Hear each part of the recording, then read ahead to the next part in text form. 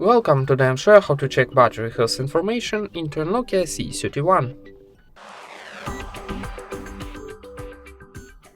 First of all, open your Play Store and find here Ampere application, this one. Need downloading and installing, so wait a second for install.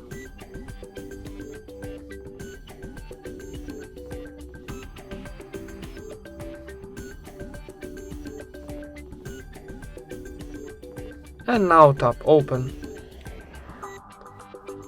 Now need tap yes I agree, close and OK.